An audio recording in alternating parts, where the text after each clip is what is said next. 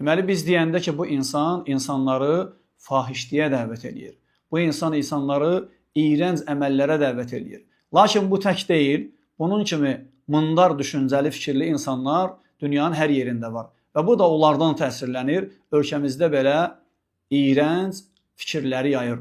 Adam deyir ki, bir insan homoseksual ola bilər. Təsəvvür edin, heç kəsin işinə qalmayıb ki, onun intim məsələsinə qarışsın. Mən sizə dəyərli xalqımız, analarımız, bacılarımız, bizim böyüklərimiz, iffətli insanlar, ailəsinin namusunu, qiriyyətini hər şeydən üstün tutan insanlara səslənirəm buradan ki, sizcə belə dindar ola bilərmi?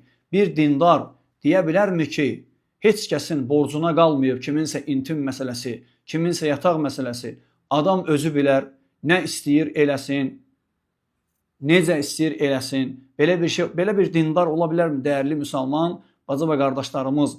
Allahın kitabını, Quranı özünə müqəddəs bilən müsəlmanlara mən sual verirəm. Belə bir dindar, belə bir Allaha dəvət eləyən ola bilərmi? Adam deyir ki, kim nə istəyir eləsin.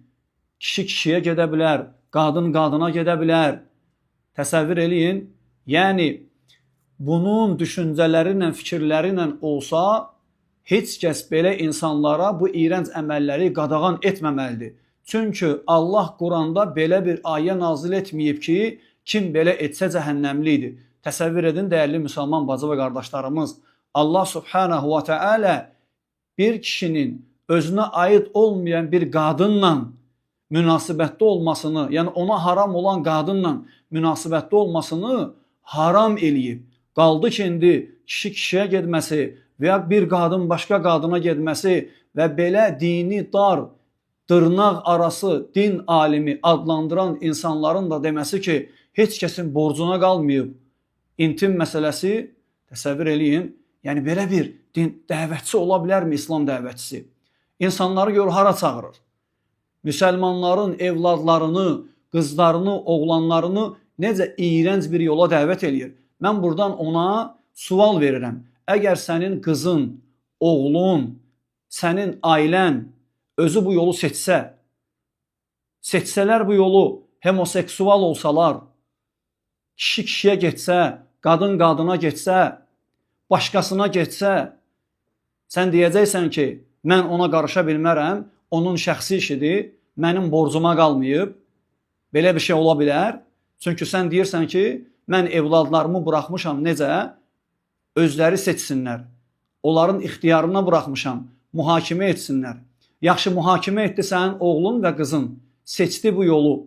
Sənin sözünlə olsa, sənin bu dəvətinlə olsa, Qurana müxalif olan dəvətin iyrənc, namuslara, qiriyyətlərə, vicdanlara, şəxsiyyətlərə müxalif olan bu iyrənc dəvətinlə olsa, o deməkdir ki, yəni özü bilər, nə olsun mənim oğlumdur, nə olsun ki mənim qızımdır.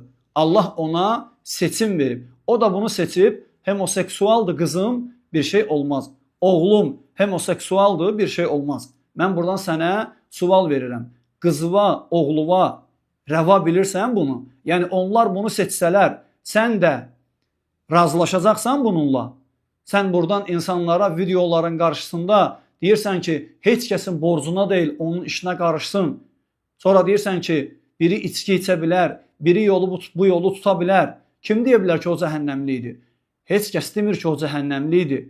Lakin sən qısa bir şəkildə əməl günahdır deyib və heç kim onun işinə qarışa bilməz deməyin, onlara bu yolda rahat kömək eləməyindir. Zaten sən insanlara deyirsən ki, Allahdan qorxmaq lazım deyil, Allahın mərhəmətini ümid eləmək lazımdır. Elə Allahın qorxusunu aradan yığışdırıb, bu şəhvətlərə uyan insanlara bu fətvalarla kömək eləyirsən.